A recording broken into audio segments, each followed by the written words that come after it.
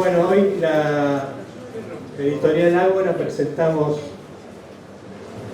el libro de Arnoldo Gómez, La Argentina oculta, el entramado económico y político del país durante la pandemia. Es la primera presentación que el stand de Raíces Qatari hace en la feria. Ahora les voy a decir el resto de las presentaciones que tiene el stand. Dos son de nuestra editorial, uno de la revista La Marea y otro de la editorial Ediciones 5. Mañana, en esta misma sala, a las 18:30, presentamos el número 51 de la revista La Marea. Van a estar, ya les digo, Lucila Edelman, Germán Mangioni y María Victoria Enis, con la coordinación de Julián Monti. Después, la siguiente, el viernes, a las 20:30, es la presentación a la que invita la primera escuela privada de psicología social Pichot Rivière, en la sala, es esta misma, Alejandra Pizarnik, no, en la Alejandra Pizarnik es otra, en este mismo pabellón va a estar Ana Quiroga, María Angélica Marlet y Ana Mercado. El 12 de mayo, a las 20:30, se presenta el libro La Argentina sangra por las barrancas del río Paraná, que es de nuestra editorial, y va a estar el autor Luciano Orellano, el diputado provincial de Santa Fe Carlos del Frade, el Pedro Peretti de la Federación Agraria y posiblemente Mempo Giardinelli envíe su saludo. Ese mismo día, en el stand, una hora antes, va a estar Salvador Amor y su hermana Delia, que van a hacer un homenaje a Rafael Amor. También a las 18 horas se va a presentar en el Salón Ocre la cantata del Atlántico Sur de Jorge Paladino, amigo del stand y de la revista La Marea.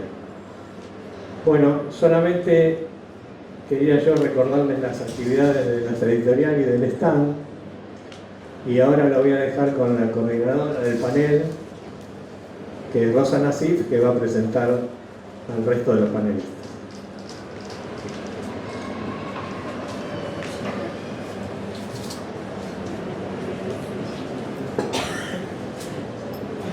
Hola, buenas noches, bienvenidos. Me imagino que todos compartimos la alegría de poder encontrarnos nuevamente acá en la Feria del Libro, uno de los acontecimientos culturales más importantes de Argentina, después de 2 años de pandemia en que no solo no podíamos venir acá, sino que fueron de un padecimiento muy grande para Argentina y para el mundo. Así que nos alegra estar acá. Queremos agradecerle a la distribuidora Qatari y Raíces, a la editorial Ágora y a todos ustedes por venir. Bueno, como dijo Jorge, vamos a presentar hoy el nuevo libro de Arnoldo Gómez, Entramado, La Argentina oculta, el entramado económico y político del país durante la pandemia, que contiene las columnas radiales emitidas durante el 2020-2021 en el programa conducido por Miguel Ángel de Renzi, otro de los panelistas que nos va a acompañar, periodista, político, amigo nuestro de mucho tiempo. Y van a estar también Claudio Lozano, presidente de la Unión Popular, escritor, investigador, economista, y director del Banco Nación. Lo esperamos a Juan Carlos Alderete, que nos dijo que venía, pero como acá es muy estricto el horario, es una hora estricta, hemos decidido empezar para poder dar lugar a los que tienen que hablar sobre el libro. Bueno, este libro, yo muy brevemente, nada más que para presentarles el libro, porque después los panelistas hablarán de los temas. Como dice Arnoldo, está sustentado, y entiendo que es parte de un proceso que un militante revolucionario como él, que participa en las luchas populares, va a investigar tratando de desentrañar las causas más profundas, la estructura económica y social de un país capitalista, dependiente de varios imperialismos que se disputan, y que son las causas de fondo de los padecimientos del pueblo y de nuestra patria, ¿no? Este es el hilo conductor de la producción de Arnoldo, por eso escribió hace bastante tiempo junto con Juan Carlos Alderete El infierno menemista, después el Proyecto K, una nueva hegemonía, y el avance, no me acuerdo bien si decía avance o MG. El ascenso chino. El otro libro es sobre los Macri, la burguesía intermediaria y la dependencia argentina, y este que es el que tenemos hoy, que el autor ha ordenado los distintos columnas del programa de De Renzi, hecho junto, y los ha ampliado con apéndices, apuntes, donde nos va a hablar en estos tres grandes temas de la pandemia y las grandes fortunas. Son además hitos dentro del desarrollo político de estos 2 años del gobierno del Frente de Todos, que tanto Claudio Lozano como Juan Carlos Alderete y Arnoldo pertenecen desde sus partidos. Por eso, después de hablar de la pandemia y las grandes fortunas, el otro nudo es Vicentín y los temas sobre la soberanía que se produjeron, y un tercer tema, la deuda externa, Banco Central, inflación, y unas reflexiones finales sobre cambios en el bloque dominante desde el 55 en adelante, que tal vez sea el anuncio de un próximo libro. Así que vamos preparándonos. Bueno, los panelistas ya presenté quiénes son. Seguramente van a abordar desde diferentes ópticas estos problemas y nos ayudarán a reflexionar sobre ellos y sus soluciones. Así que, para dar tiempo de que puedan intervenir y que pueda haber algún momento de preguntas, intercambio con ustedes, vamos a comenzar dándole la palabra a Miguel Ángel de Renzi. Bueno, gracias, buenas tardes para todos. El primer tema que hay que abordar es por qué están ustedes aquí. Cuando se presenta un libro y tiene una nutrida concurrencia que está en un auditorio esperando a ver qué se va a decir de ese libro, es por 2 motivos: o porque tiene una gran difusión de una editorial atrás, o porque el autor cautivó. Pero hay una excepción, y esta excepción justifica la regla, que son los libros que tienen mensaje político en un tiempo y en un momento donde se hace muy difícil poner claridad sobre una situación nacional, y sobre todo hacerlo en un programa de radio donde el tiempo urge siempre y todo lo que se dice pasa rápidamente. De las tres formas de hacer periodismo, el escrito, el televisivo y el radial es el de la espontaneidad, el que va más rápido. El de la televisión es el que con una imagen ahorra palabras, y el escrito es el que se piensa, se razona más.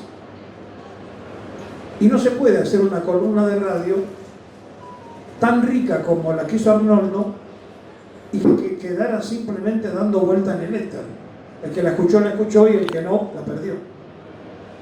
Y entonces cuando nos dijo que iba a hacer un libro, nos pareció maravilloso que esto fuera así, porque los testimonios escritos quedan para los tiempos. Y ustedes vinieron hoy a llevarse un testimonio del tiempo. Ustedes son contemporáneos de lo que él cuenta en un libro, algunos rostros jóvenes que alegra verlos, seguramente no vivieron toda la etapa, pero la conocen. Los que peinamos canas porque fuimos partícipes de ese tiempo, y él lo narra, lo cuenta, lo explica, haciendo la salvedad que decía Rosa recién, porque él es un militante político. No es un escritor que milita en política, es un político como consecuencia escribe y se transforma en escritor.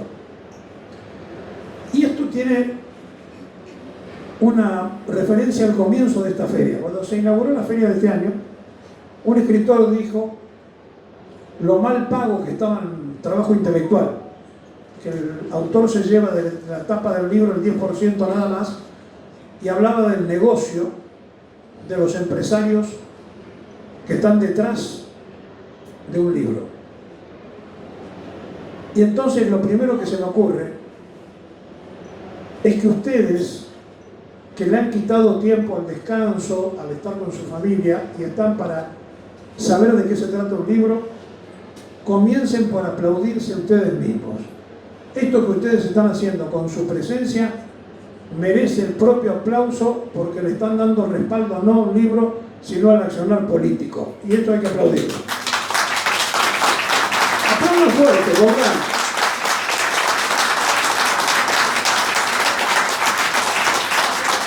Porque el animal político, que es el hombre, necesita expresarse.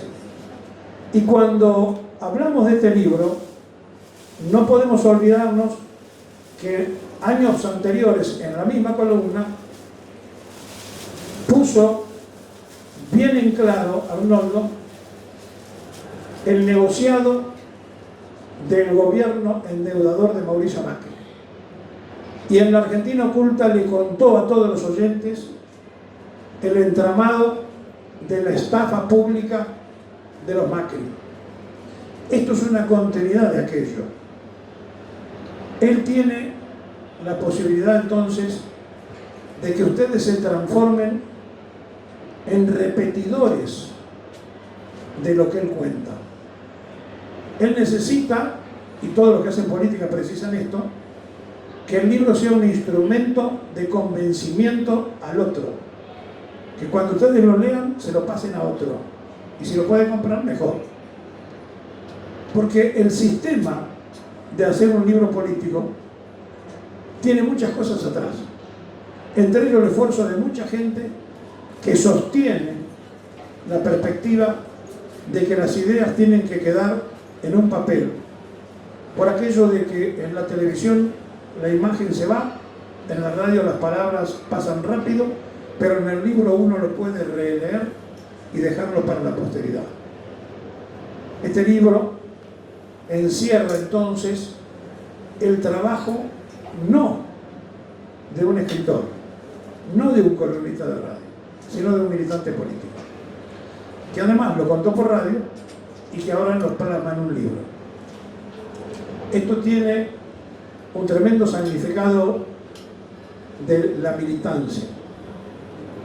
En un momento donde el país vive confuso, los episodios que todos los días se producen, la militancia política activa es imprescindible para no dejar que las cosas transcurran porque sí. Ese mismo escritor, cuando inauguró la feria, se quejaba también del lugar. decía que cómo se hacía en la rural, la feria, y relacionaba la sociedad rural con la dictadura y demás. El próximo 7 de mayo se cumple el natalicio de una mujer extraordinaria, de Eva Perón, y ella decía que el problema no era el olor a bosta de las vacas, sino cuando el peón, al sentir el olor de la bosta, creía que las vacas eran de ellos. El problema no es donde se hace la exposición, el problema es que los que vengan a exponer no alquilen, no vendan o no renieguen los ideales que tienen. El lugar es lo de menos. Lo importante es que aquí en esta feria se pueda decir exactamente que ellos fueron endeudadores y que fueron parte del proceso en la casa de la sociedad rural. Y estos señores, señoras, tienen la fuerza de aprovechar la forma, el momento y el lugar para decirle que ustedes se van a llevar un libro que encierra el pensamiento de algunos, pero que es una radiografía de la verdad, que siempre es relativa, pero de esta verdad de una Argentina oculta que se pone el tapete y que está absolutamente en este libro para que ustedes la puedan ir descubriendo. Entonces, qué mejor que lo que dijo Rosa, ya casi explicando el contenido del mismo, lo que vayan a decir los que a posteriori hablen sobre el contenido del libro. Yo quiero decir simplemente lo que es la herramienta del libro. Una herramienta poderosa que queda para los tiempos. Bienvenido entonces el libro a las bibliotecas de todos los que de una o de otra forma resisten y sueñan con un cambio distinto en la Argentina. Gracias por venir.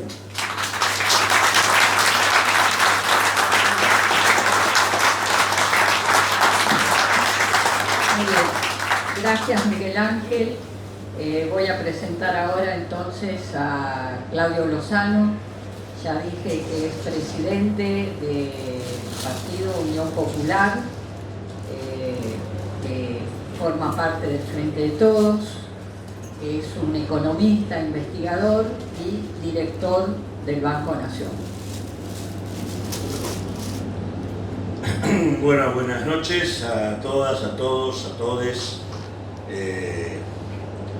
Primero, gracias por invitarme, por obligarme a leer el libro, lo cual siempre viene bien. Uno se va cultivando cuando hace eso. La verdad que se lo decía a Arnoldo cuando estábamos afuera. La verdad que a mí me pasó algo con el libro cuando uno mira la tapa y cuando mira incluso la presentación que hace Arnoldo del libro, en donde dice que es una recopilación de las columnas que él venía dando en el programa de Miguel Ángel, y digamos que es algo así como una evaluación en torno a la problemática de la pandemia y la trama oculta, económica y política vinculada al tema. La verdad que cuando uno va adentrándose en el libro se encuentra con qué es eso y es más que eso. Es decir, además de las columnas hay una profundización de los temas, hay un aporte informativo y hay un conjunto de reflexiones que realmente le dan un volumen mucho mayor al texto, que efectivamente se propone sacar a la luz una serie de problemáticas que a veces no es muy común discutirlas, pero que al mismo tiempo, y bien como se decía recién, Arnoldo es un militante de una fuerza política que integra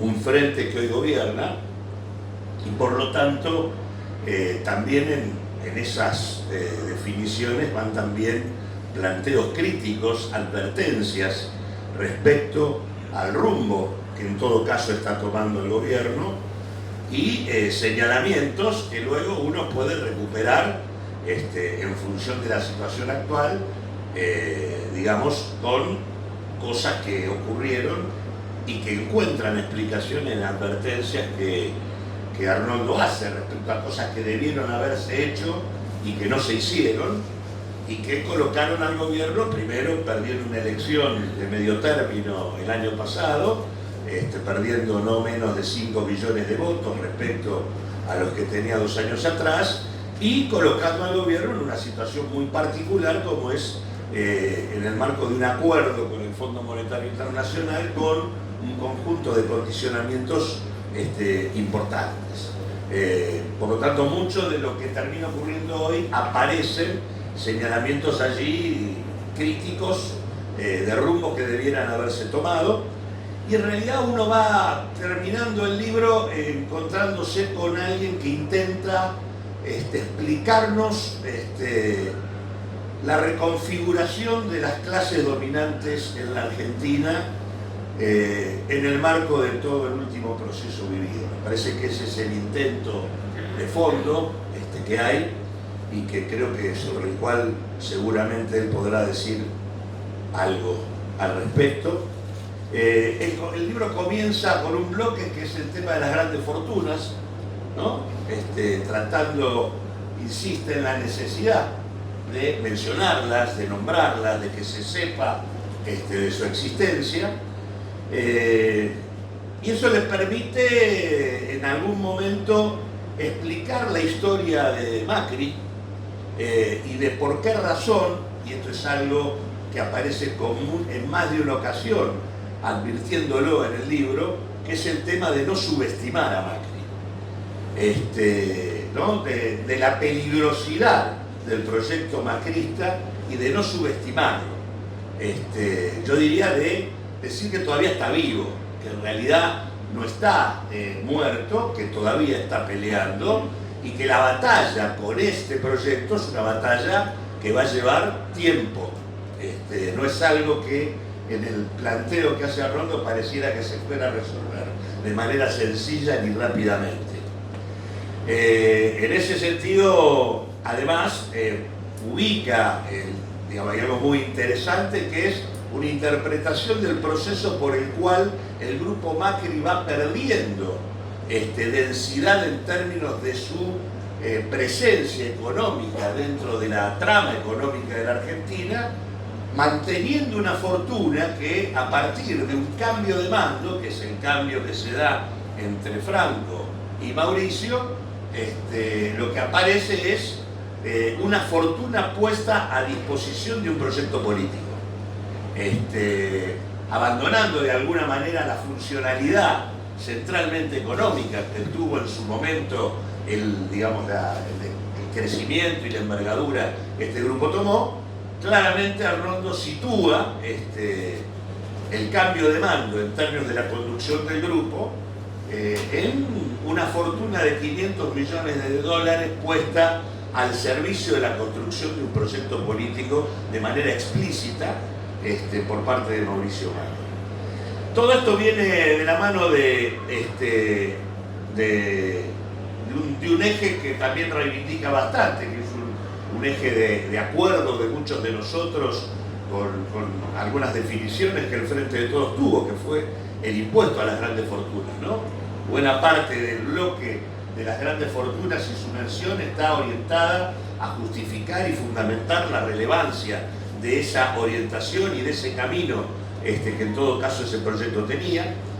Hay un detalle también de algunos otros integrantes del bloque dominante o de las fortunas. Hay una reseña importante sobre la experiencia de los Mindlin, que vale la pena leerla.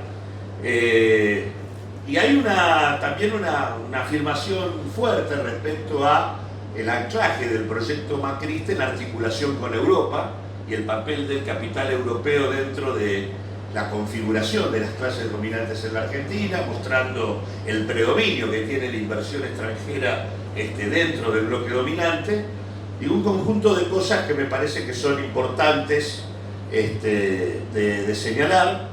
Su reflexión sobre el tema de la pandemia yo la dividiría en dos partes. Por un lado, el señalamiento de la importancia de la cuarentena estricta planteada por el gobierno nacional, y al mismo tiempo las dificultades de haber podido acompañar esa cuarentena de un conjunto de medidas que no implicaran ir perdiendo progresivamente legitimidad en tanto y en cuanto no se daban respuestas al conjunto de problemáticas sociales que los sectores más postergados tenían en la Argentina. Y por otro lado también una explicitación sobre el funcionamiento en relación a la pandemia del sistema capitalista, de los laboratorios y de las diferentes potencias, del mecanismo de acaparamiento de la mayor parte de las vacunas por parte de muy pocos países, y al mismo tiempo el sistema de patentes que impedía el tema de una vacunación de carácter masiva a lo largo y a lo ancho del mundo. Tema que me parece importante ver porque todos sabemos o debemos saber que el hecho de que eso no haya ocurrido y que todavía hay millones en el mundo que no han sido vacunados, lo que hace es permitirle al virus que siga mutando y que a medida que muta pueda volver, y a medida que vuelve pueda volver con una cara que pueda ponernos en cuestión el hecho de que hoy estemos en el final de la pandemia.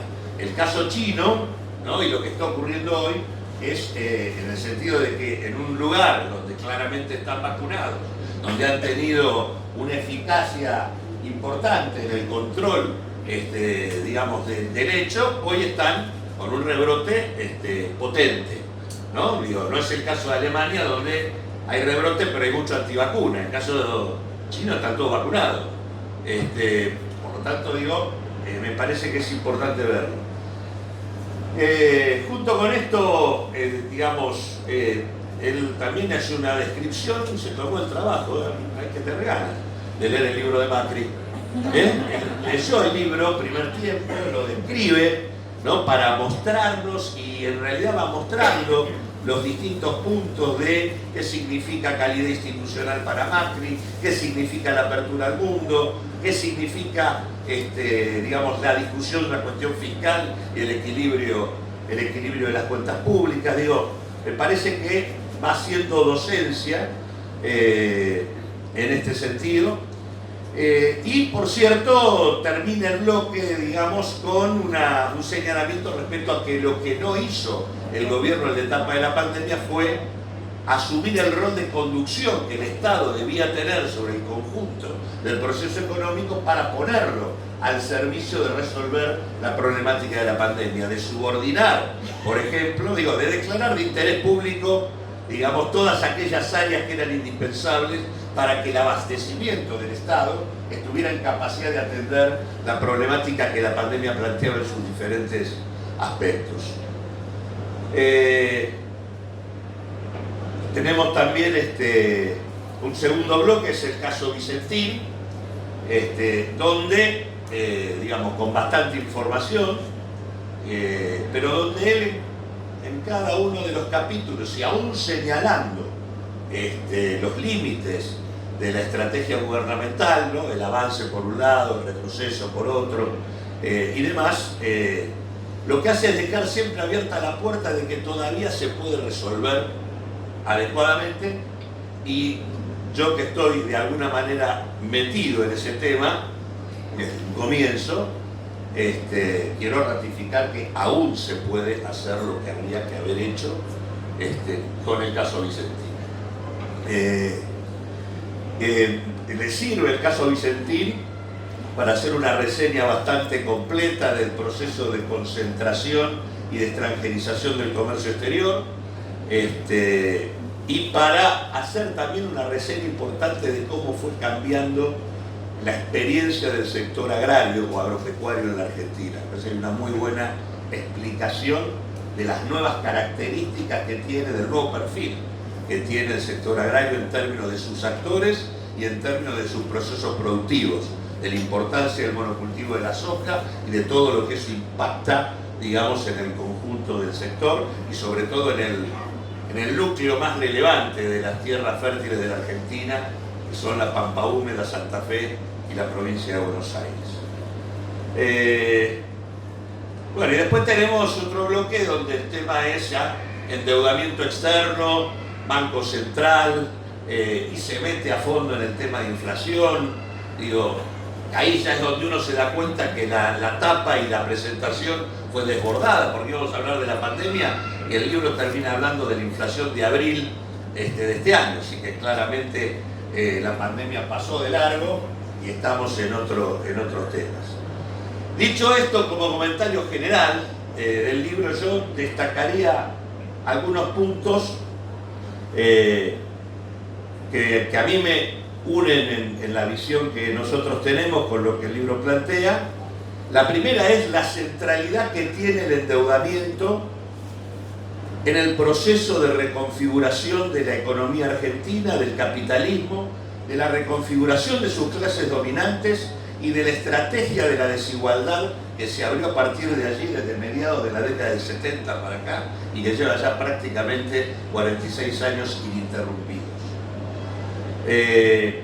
Y el resultado son, de un lado, 17, 18 millones de pobres, y del otro lado, 114.000 millonarios, con una fortuna de $1.700.000, que equivale a prácticamente 5 veces el producto de un año de la economía argentina.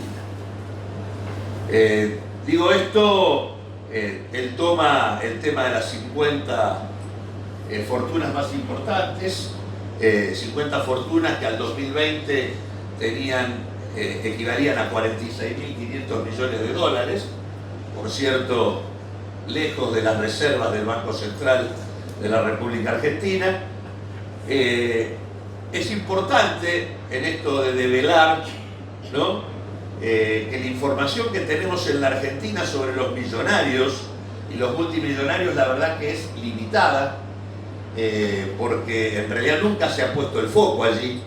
Y cuando uno mira, la AFIP tiene identificados unos 32.484 millonarios, pero las revistas especializadas, las del exterior, de todo el sistema informativo, por ejemplo, que armó alguien que sacó algunos libros interesantes respecto a este tema, que es Piketty, la información que ellos tienen muestra que hay 114.000 millonarios en la Argentina, y cuando hablo de millonarios digo que superan el $1.000.000 como patrimonio neto. La diferencia con lo que tiene registrado la AFIP es de que hay 81.500 personas que o no declaran o declaran mucho menos de lo que efectivamente tienen. Estos 114.000 multimillonarios, hay 1.040 multimillonarios que tienen un patrimonio superior a los 30 millones de dólares, y hay 10 que tienen un patrimonio superior a los 1.000 millones de dólares. El 68% de ese patrimonio, de esas fortunas, están afuera. Y en el caso de los multimillonarios, el 78% de esas fortunas están en el exterior. Eso tiene una contracara, porque de un lado están las fortunas, del otro lado está el poder económico concreto, porque no son otra cosa, una cosa es lo mismo que la otra, nada más unos están tomados como personas y otros como quienes intervienen en el ciclo económico concreto. La cúpula empresarial de la Argentina muestra un nivel de concentración económica muy importante. La facturación de las primeras 500 representa prácticamente el 49% del producto de la Argentina. Sí, redondeo. Y el 78% del valor agregado por esta cúpula es de carácter extranjero, ¿no? Tiene que ver con propiedad extranjera. Claramente ahí lo que se muestra es que esa cúpula empresarial desapareció la burguesía nacional, hay capital extranjero y hay capitales locales que se han internacionalizado. El caso de Vicentín es un caso. Vicentín desde el año 2012 en adelante lleva adelante un proceso de traslación de la cabeza del grupo. El grupo que estaba con sede en la Argentina pasa a tener sede en Uruguay y toda la estructura patrimonial pasa allí, y a partir de los intercambios entre sus propias empresas comienzan a derivar recursos al exterior que salen del negocio y terminan produciendo la escandalosa estafa que Vicentín perpetró y que todos de alguna manera conocemos. Y cuando digo que efectivamente hay condiciones para resolver, es porque la llave del concurso que está hoy en vigencia y en donde claramente digamos, hay un juez adicto a Vicentini que viene tratando de que las cosas salgan, bien, tienen un límite muy preciso. El Banco Nación es el acreedor privilegiado del concurso y consecuentemente sin acuerdo con el Banco Nación no hay solución al concurso. Por lo tanto, la última propuesta que han hecho, en la que está metido Glencore, que es el que busca centralmente quedarse con Vicentín, ya ha sido rechazada por el Banco Nación, y de abrirse, terminándose ya la etapa de la aceptación de propuestas de la empresa, se abriría una discusión distinta, que es la posibilidad de que haya una propuesta por parte del Estado asociado con los productores para discutir utilizar los recursos de la banca pública y quedarse con la empresa a un hoy. O sea que si esto no ocurre es porque no habrá voluntad política de que ocurra, no porque no existan las herramientas concretas para que esto se lleve adelante. Y termino con el tema, el tercer bloque es la deuda, y en este sentido, bueno, por lo menos nosotros suscribimos buena parte del planteo que hay aquí, en el sentido que creíamos que, habiendo ya defolteado la deuda Macri, que esto era lo que había pasado, no había ninguna razón para que el gobierno nacional se parara en volver a pagar, que fue lo que hizo. La lógica de una negociación en condiciones de mayor dureza implicaba mantener suspendidos los pagos y avanzar en un proceso de investigación de una deuda que era claramente impugnable, tanto la del fondo como la de los capitales locales, impugnable a nivel local y a nivel internacional. Existían elementos como para que nosotros hubiéramos declarado la nulidad del endeudamiento desde el Poder Ejecutivo, desde el Poder Legislativo, y apretado por esa vía a la justicia. Hay documentos públicos del Banco Central, de la Oficina Anticorrupción, de la Sindicatura General de la Nación y de la Procuración del Tesoro, que demuestran el cúmulo de ilícitos cometidos en el proceso de endeudamiento. No hay ninguna razón para que una deuda de esa naturaleza se haya transformado en esta suerte de cogobierno con el fondo de acá al 2023, que es de alguna manera la contrapartida concreta del acuerdo firmado. Se abre un tiempo distinto en donde seguramente habrá muchos replanteos y realineamientos políticos en el marco de una Argentina que va a afrontar una situación de conflicto social creciente. Digo realineamientos políticos porque las dos principales fuerzas de la Argentina perdieron votos en el 2021. Perdió 5 millones el Frente de Todos y perdió 1 millón Juntos para el Cambio. No es que ganó Juntos para el Cambio porque creció. Hay 5 millones de personas que no votaron, que se quedaron en sus casas esperando de qué manera se puede encontrar una alternativa para seguir buscando una perspectiva diferente en la Argentina. Me parece que ese es el compromiso en el que estamos y el compromiso en el que se inscribe el libro de Arnoldo, que se lo recomiendo, vale la pena. Muchísimas gracias.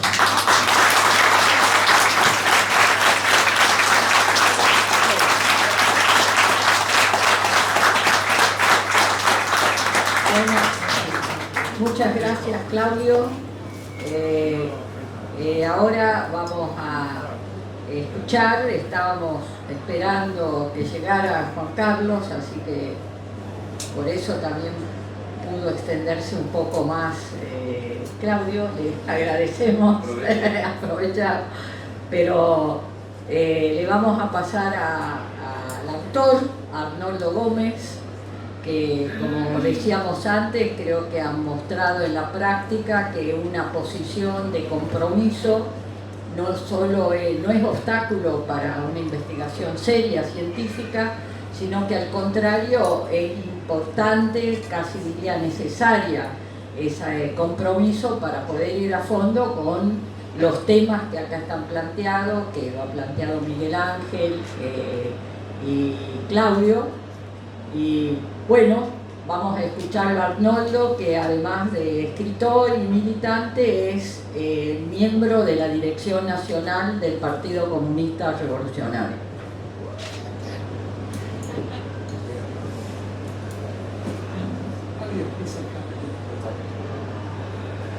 Bueno, buenas noches. Muchas gracias a todos. Gracias a la editorial que lanzó el libro.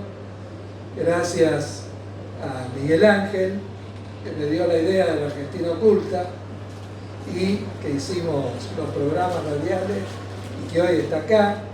A Rosa, que coordina el panel, con la que cambié muchas veces temas. Y a Claudio, que yo no lo obligué, lo leyó porque quiso, lo cual me congratula. Gracias a todos ustedes, gracias a Diana Dowek, que me dio la portada del libro, gracias a Alicia que vino, y a todos ustedes que están, lo que, bueno, es un soporte importante en el lanzamiento del libro, y cuando uno lo hace, tiene ganas que tenga éxito. Así que les agradezco muchísimo a todos. Yo, sobre el momento y el libro, lo que diría es, hay una herencia terrible que nos dejó Macri, 86.000 millones de dólares de deuda externa, incrementada entre los bonistas y el FMI, pero probablemente el peor daño que provocó a lo largo del tiempo fue dejar instalada un núcleo de ideas que tienen peso.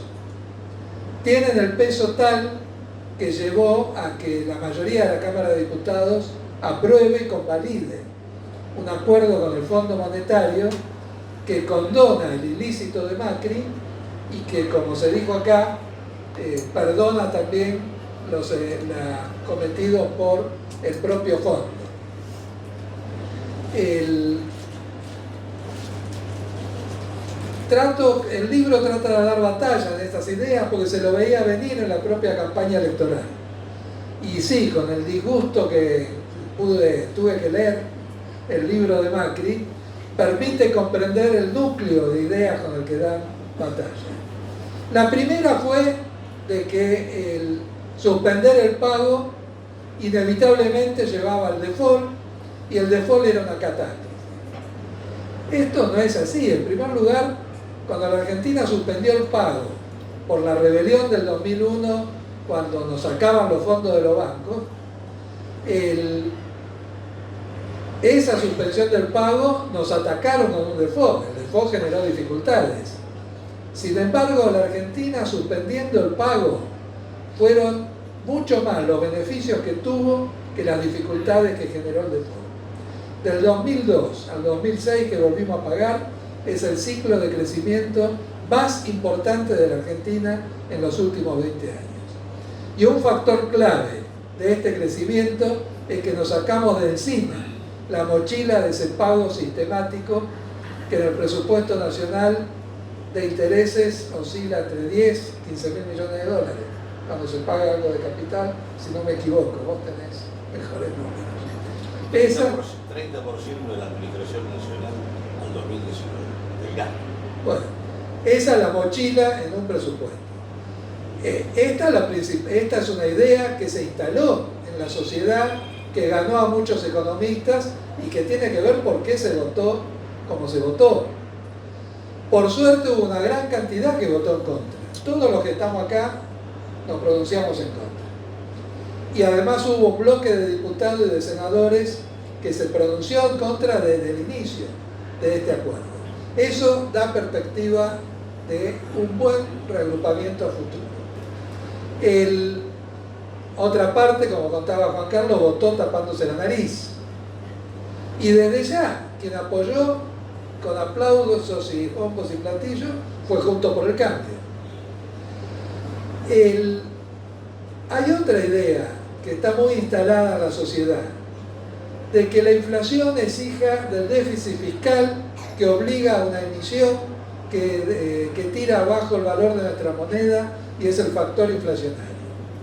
Se pueden dar muchos ejemplos, Estados Unidos entre ellos, que con déficit no tiene semejante inflación. Esta es una falsedad. El tema del déficit es a dónde va la plata. Si la plata del déficit que tomara el Tesoro tomara el gobierno y se financiara con emisión del Banco Central, fuera a la producción, tantos billetes como se imprimen serían nuevos productos, nuevos servicios. Y si se aumenta la emisión con mayor producción y mayores bienes y servicios, no habría inflación. El tema es a dónde va la emisión. Si la emisión va al pago del 30% del gasto central, esa emisión es inflacionaria. Esa es emisión neta de peso que le pide el Tesoro, con el que el Tesoro, si lo saca de los impuestos, le compra los dólares al Banco Central. Si se los pide al Banco Central, es emisión inflacionaria. Este es uno de los factores de la inflación constante en Argentina. Si vamos a hablar de qué es lo que deteriora el valor de una moneda, bueno, con De Renzi decíamos en el programa, volvemos a la historia de qué es la moneda. Es un elemento de intercambio. Una moneda en un mercado nacional equivale al valor de los productos, del valor de la producción de ese mercado. Si en una sociedad se saca todos esos billetes por pago de deuda, si además hay una renta terrateniente que en el país oscila de otros 10 a 15 mil millones de dólares que no vuelven a la producción, que el terrateniente rescata y encanuta o manda fuera del país, otra sangría eterna de la Argentina. Si le sumamos la remisión de utilidades de una industria dependiente y la evasión, bueno, ¿qué moneda se puede sostener? Es natural que entonces tengamos un banco central que está quebrado. Y ese banco central está quebrado porque se lo inundó de papeles para pagar la deuda externa que es fraudulenta. Estas ideas se han instalado en nuestra sociedad y son las ideas que llevan a apoyar, a haber acordado con el fondo que plantea estas soluciones. Si el origen de la inflación es el déficit, bueno, hagamos un programa que lleve al déficit a cero. Lo había logrado Macri. Y es mentira que con eso se frenó la inflación. Y este camino de achicar el déficit vía ajuste está demostrando que no frena la inflación. Mucho más cuando lo obligan al Tesoro a financiar lo que tiene de déficit, no con la emisión del Banco Central, sino con nueva deuda. Todos contratos que se han tomado con el acuerdo del fondo. O sea, el principal flagelo que tiene hoy el pueblo argentino, que es la inflación, es imposible de dar vuelta y de contener si nosotros no derogamos este acuerdo con el fondo. No veo otro camino. Sucederá de un modo o de otro, pero es el camino que inevitablemente hay que lograr. Sobre las ideas instaladas, otro tema para no extender los tiempos. En la elaboración del libro es cierto que me llevó a comprender más cabalmente cómo esa estatización de la deuda privada que se hizo en la dictadura, que hizo Cavallo en el año 82, que ahí describo, y vale la pena replantear cómo fue. Como faltaban dólares, que es otro de los mitos, podríamos hablarlo después, Cavallo inventó que todo aquel que se endeudara por más de un año en el exterior con dólares, se le sostenía el valor de reposición al Banco Central del valor de cambio que tenía ese dólar al momento de contraer la deuda.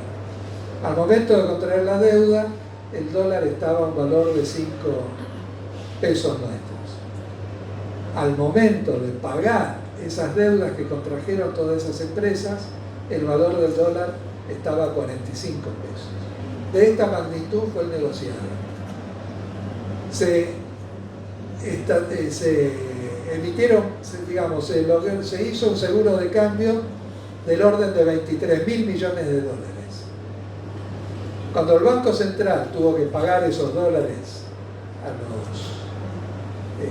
contrayentes externos, no le alcanzaban los dólares que tenía el Banco Central, y fue la famosa emisión de la primera gran emisión de bonos de deuda del Tesoro, por valor de 17.000 millones de dólares.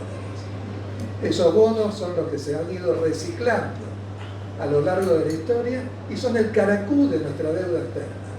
De lo que Claudio señalaba, ha sido la gran reestructuración.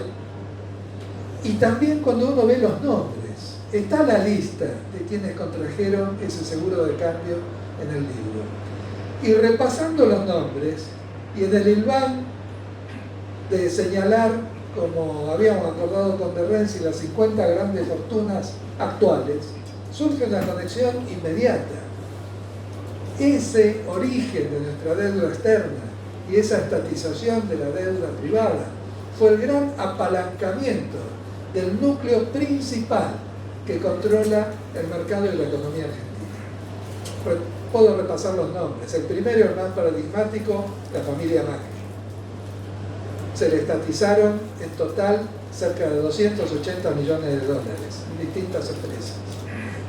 Si hiciéramos la cuenta cuánta equivale hoy, equivale a toda la fortuna de esa familia, a toda esa que la puso concentrada para actuar políticamente. Podríamos nombrar a Pérez Compán, podríamos nombrar a los Roca de Techín, podríamos nombrar a Vicentín mismo, fue beneficiado por ese canje de deuda. Están los Madanes, están Bulgeroni. O sea, el caracú de lo que después llamamos el bloque de las clases dominantes. Un bloque que se reconfiguró y que perdura hasta hoy. Por último, señalar que pretendo que al combatir estas ideas y que el libro permita estimular lo que son las necesidades de rebelión del pueblo argentino hoy. Que la lucha por el salario no es inflacionaria, este es otro mito. La lucha por el salario solo redistribuye entre la ganancia patronal y lo que va al obrero y dinamiza el mercado. Es una necesidad de la salida argentina hoy, la lucha salarial, la lucha por techo, tierra y trabajo de los compañeros de la economía precarizada, que es una necesidad para reconstituir fuentes de trabajo, la necesidad de que el Estado disponga de estos fondos que van a la deuda para restablecer la fabricación de las dragas, de los buques, para nuestro comercio exterior, reestatizar nuestro comercio exterior, la necesidad de que ya que se reestatizó el transporte de carga en los decretos de mitad de año, se reabran los talleres ferroviarios. Estos son los temas de fondo que habrá que alentar en la lucha, que se enfrentan con la política que deviene de este acuerdo con el Fondo Monetario, pero que es inevitable para frenar esta derecha. Porque quienes se benefician con esta política son ese mismo grupo que acabo de nombrar recién. No en vano, el gasoducto que vamos a construir y que es necesario, se va a hacer con grandes beneficios que se le dieron a Techín y a Milli.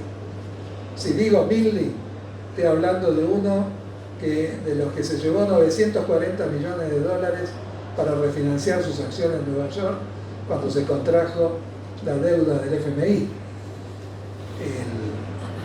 Bien, esto sería para nombrar algunas cosas y dejar la inquietud de que otras abran las páginas del libro y lo compren, lo lean y lo difundan. Y a partir de ahí, abierto a la pregunta.